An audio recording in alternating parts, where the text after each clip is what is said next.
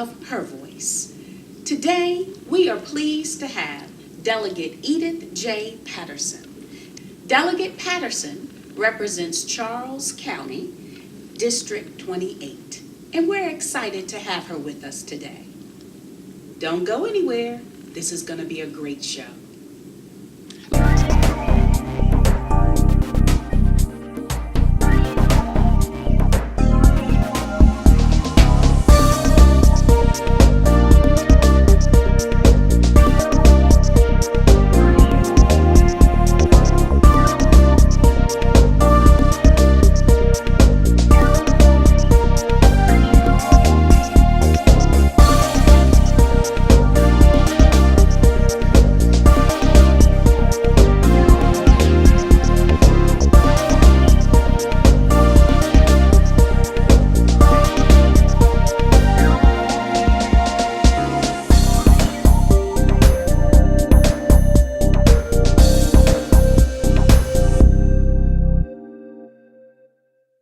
Welcome. As promised, we have a wonderful show for you today. I'm here with Delegate Edith J. Patterson, and Delegate Patterson represents Charles County and District 28. Absolutely. I'm delighted to be here. Wonderful. Well, the first thing that I want is for our viewers to get an experience, a little bit of understanding of who is Delegate Edith J. Patterson. So I want you to walk us through your resume. Well, my resume is pretty extensive, but everything seems to center around education. I am a former science teacher in the District of Columbia. I also was at the College of Southern Maryland for a number of years, first as a counselor, and then for the vast majority of the time, director of an education program. It was called Education Talent Search, and it was involved, we were responsible for working with first generation as well as low-income students who were interested in going to school and ultimately graduating. Oh, wonderful. So now tell me, what interested you in politics? When I moved to Charles County in 1974, again, I was at the College of Southern Maryland, and I became involved with many women's groups, really people who were interested in making a difference and a change. And so I joined the American Association of University Women and then ran for school board, and I was elected and served on school board first as member, chair, and vice chair, then chair for 12 years. After that, I was chair of the Democratic Central Committee, and in 2005, I was appointed by Governor Ehrlich to fill a vacancy for the Charles County Board of Commissioners. In many ways, it was historic because the county was 350 years. They had never had any type of minority. Wow. And so that was a historic appointment. And then in 2006, I was elected to the Board of County Commissioners and served that capacity until 2010. And then from 2010, I was appointed to serve on the Maryland Higher Education Commission as a commissioner from Charles County. And then in 2014, of course, I ran for House of Delegates and was elected. That's a lot of time in politics. It's a lot of time in politics, and I felt that there were issues or levels of commitment that I would make a difference, and I feel that I have. Well, good. So now you're coming up for re-election. Absolutely. So tell us, why do you want to be re-elected? Well, you often, as a politician, or for me, as an elected official, there are so many things that you want to do, and I know I've done them well, not everything, but mostly well, and it's really critical to have someone who's going to represent the county, who understands the county. As you just heard, I've worked through various levels, from a Board of Ed through numerous committees, etc. And I think the county is going through a lot of transition, and as a delegate, I've made strides here and inroads, and I would like to continue to do so. Well, tell me about that. What has been your most important accomplishment during this last term? I would think that most, believe it or not, for me, it's making serving on various boards and commissions, one of which is certainly the Legislative Black Caucus of Maryland. They've never had, as an officer as well as a member, they've never had a member from Charles County to serve in that capacity. But also, I think is working in a bipartisan position. I serve on Ways and Means and the Education Subcommittee, which is a natural for me. And so, whether it's the Veterans Caucus, whether it's the Black Caucus, or just being a part of the General Assembly, I think is critical that we have a continuum here in Annapolis. And I be that continuum. Excellent. So now tell us, what is your platform? My platform has always been consistent. It is working for families, supporting families, whether it is giving them a better chance at getting career opportunities for higher pay, whether supporting the students who need help with financial aid or educational enrichment.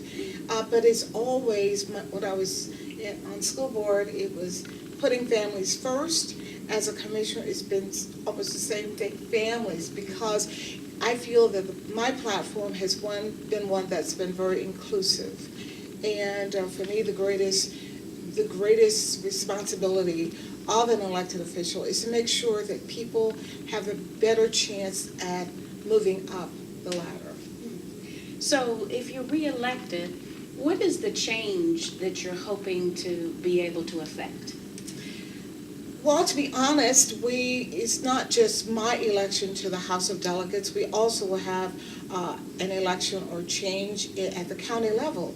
So for me, my first couple of years here, I spent a lot of time trying to impact or affect the county.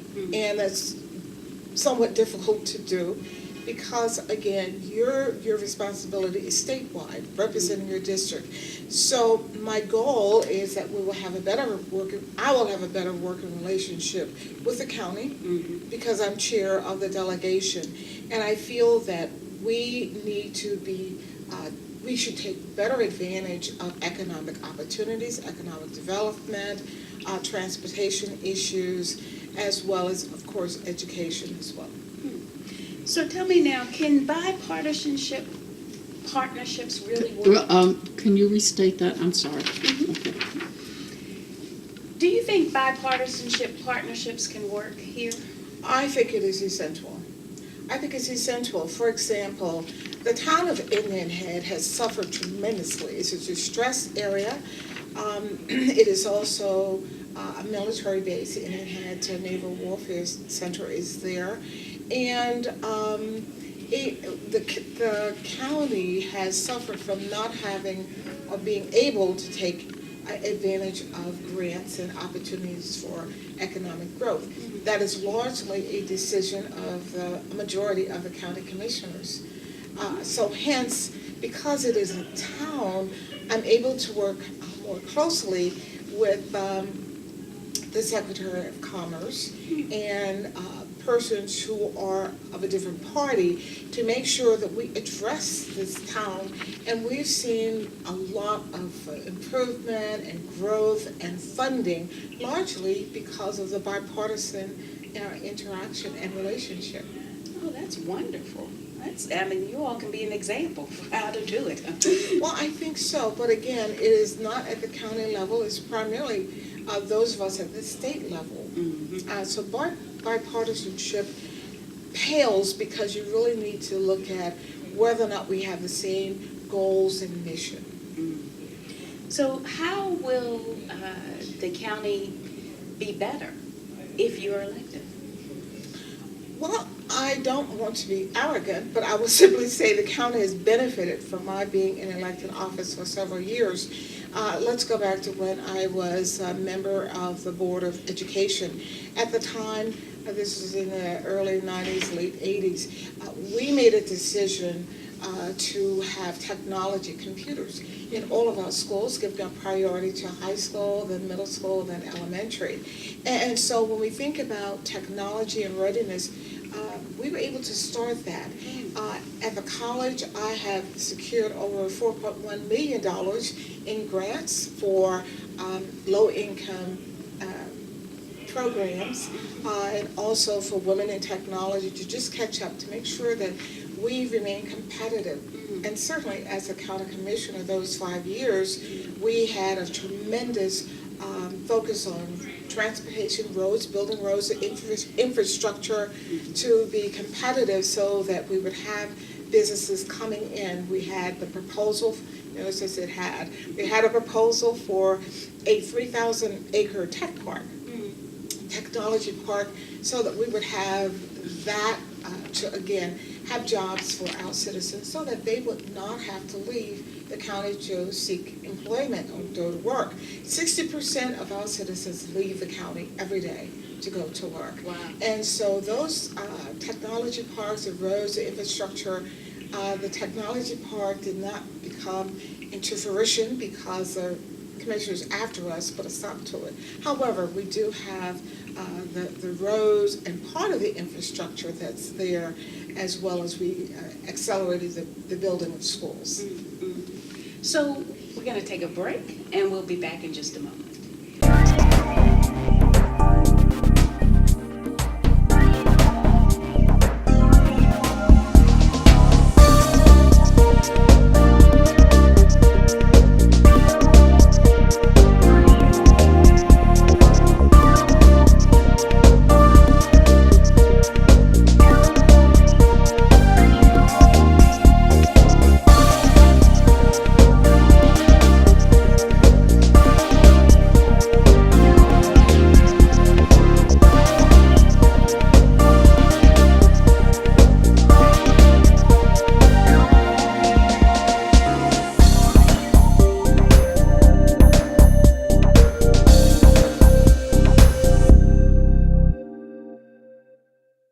Welcome back.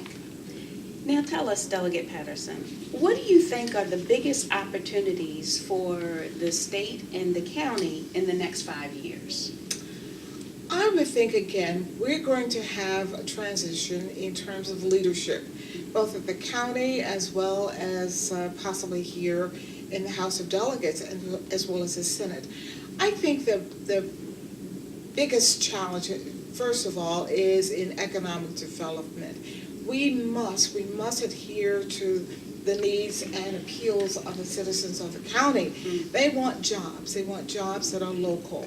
And so that if we stay on target with that, we must have a world-class, not a county or state, but a world-class educational system for our students, not only in public schools, but also at the colleges, primarily the College of Southern Maryland, which has 4 campuses and will extend in terms of expanding programs. I think it's crucial that we look at homelessness. In our county, we have a vast number of families that live in encampments, meaning they live in woods, they live in tents, abandoned facilities, etc. Homelessness is not being addressed the way it should. The numbers are increasing, and then the challenge is you have multiple pockets of people who want to provide food and clothes, etc. The challenge is to have these groups come together so that it will be one big consortium of groups that are interested in providing their services. It is a challenge. Mental health many times is associated with this as well. Yeah, a lot of times you see that people don't leverage, and you have a lot of disparate things going on. But what I hear you saying is if everybody just comes together, then you can really address the need. That would be the perfect storm, but often people feel this is their niche and they want to make a difference.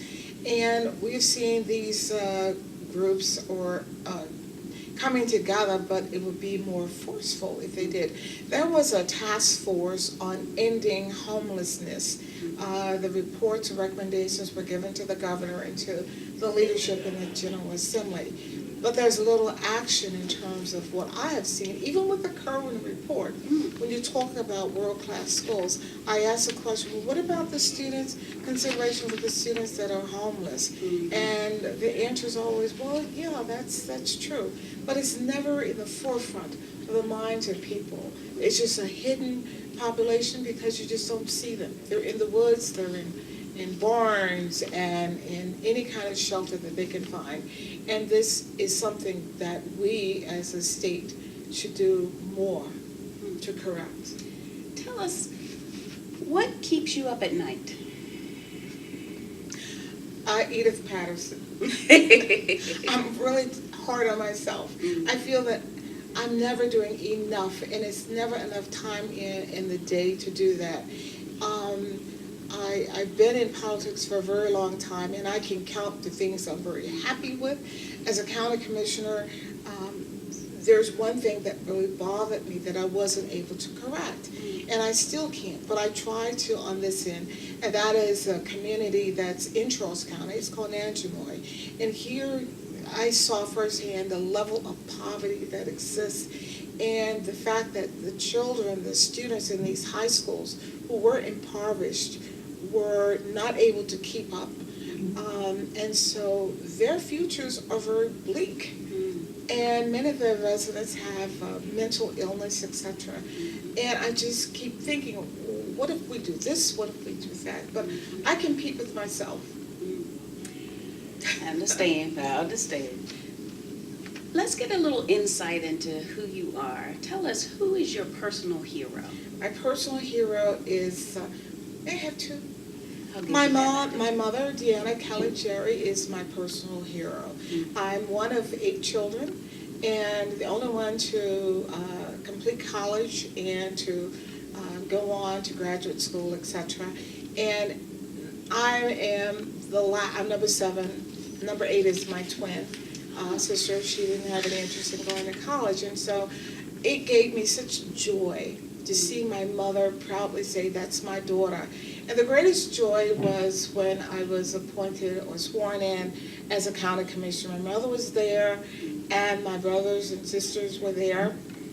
But in the photos, her chest is all out, and my mom worked really, really hard to get the funds for me to go to college. She worked 3 jobs. I worked 1. She worked 3. And she had a lot of adversities to endure, but she prevailed, and so I just see everything that I do as a result of her being a Christian mother, a loving mother who worked hard and placed values in us, which was honesty and to be respectful and to work hard. And so those are the skills. That's why she's my hero. In heaven she is. But I just know that her work was done in vain. The other is former Congressman Major R. Owens. I was able to work in his volunteer in the office on Capitol Hill, and he was considered the education congressman. And I did work in task force, national programs for over 20 years for his office. And so whenever I have to give a speech or whenever I have to make a tough decision, I just envision, what would Congressman Major Owens say? And that has sustained me through a lot of challenges throughout my career. Wonderful. So what would you say is the most innovative idea that you've ever had, and what did you do with it? Well, it depends. Socially, I like writing creative things and shocking people because they think I'm so prim and proper. But I do write poetry, and I do write rap, perform rap sometimes. But I think for me, the most innovative was when I was director of the Educational Talent Search Program. I just feel that we have to expose our children to students to as many things as we can. We're rural. We're very rural in some ways and sort of suburban in another. And so when I was director of the program, we had summer programs, and I felt because the students had not visited colleges, that over a 4-day period, we toured 8 colleges and universities. Some as far south as southern part of Virginia, and others in Pennsylvania, etc. I felt it was a natural way to do things because I felt that we had a lot of work to do. But that was innovative because no one had thought about doing it before. And since leaving the college, they haven't done it since. Wow, No. it's unbelievable. They thought 8 colleges, yeah, you do two colleges per day. Yeah, well, wow, but that's tremendous. I mean, I hope that somebody will come back and look at the archives and say, we did this, and maybe we need to do it again. You know what the greatest joy I get is when I meet students who will say, Dr. Patterson, I'm now RN, or I'm now have my own business in infusion, and I went to Penn State, or I went to Virginia Union University, which is my alma mater. Yeah. And I was like, well, what happened? Remember when we went on the field trips, the college visits? And then they become very perturbed because they say, oh, you're still doing it? No. Well, who's doing it? And so over those 15 years, the number of schools we visited on a hot school bus, or if we had the funds, a charter bus. But the fact is that they were able to explore or take advantage of opportunities others had not. Well, now is the most important question. Why should someone vote for you? Well, they voted, I've had consistent votes since 1984 or something like that. People in my county know who I am.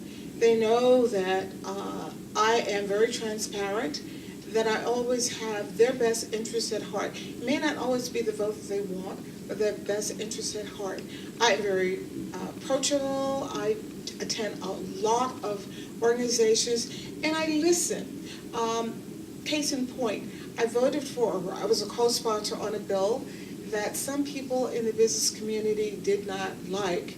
And I thought, well, this is my vote. But then I thought, after getting so many responses, I changed the co-sponsorship and withdrew. And I explained to them why. But they know that I work hard, that I'm honest, and I have good judgment. Why do you think that you are the most qualified candidate to be elected again? Well, that's a good question. I have had the support of the county for many, many years, since 1984, when I was elected to the school board and was consistently re-elected to various positions. They know me in Charles County. They know I'm an educator, but most of all, they know that I have integrity, and I always put the county, their opinions first. Case in point, I recently voted for a bill, a co-sponsor of a bill, that many people in the business community did not like. Consequently, I amended that co-sponsorship and removed my name from it. I thought it was a good bill, but in hindsight, I realized that I have to put the best interests of my constituents first versus to compromise with my own judgment. I know that I'm an educator, but I also know that people know that I fight for families. I fight for fair wages and certainly opportunities, because that to me is why we are servants. We are servants of the people. Excellent. Is there anything else that you would like to share with us? Just that I feel that serving as a delegate is a very unique role, and it's one in which I constantly feel I have to inform my constituents what we actually do. They know what board members do for education. They have a sense of what county commissioners do, but we in the House of Delegates, our role is less known. So it's really important that I have them to tell them what we do and why it's so critical that we get their opinions. So I hope to continue doing that and continue to serve the citizens of District 28 in Charles County, Maryland, and of course this entire great state. Wonderful. And my last question, because we serve together, I support the Legislative Black Caucus, and this year we have just a wonderful crop of women who are running for office. And I want you to tell me a little bit about, what do you think about this new issue of women coming out and saying it's time for us to take up the mantle in the political arena?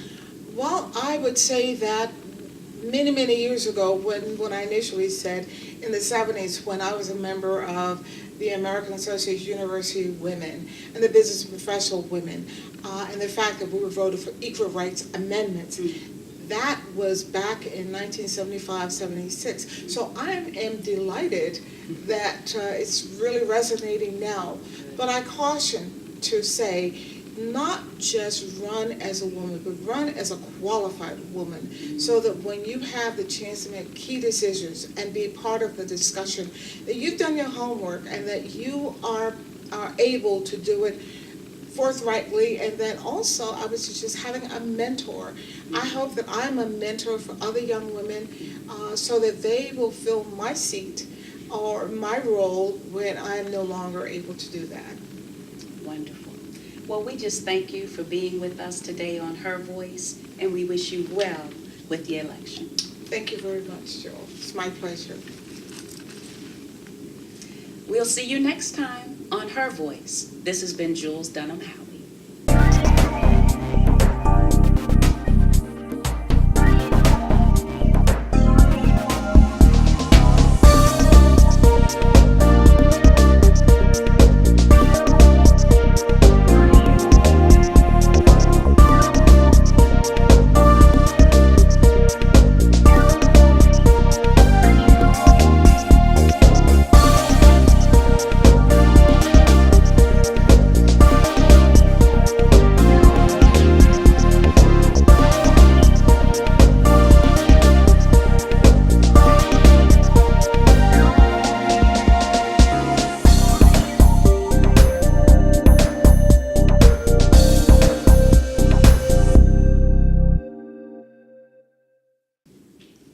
Well, this brings our show to a close. Thank you for joining us. We've had a wonderful time. My name is Jules Dunham Howe, and this is Her Voice, the place where you learn about women legislators and women who are seeking political office. We look forward to seeing you next time. Thank you.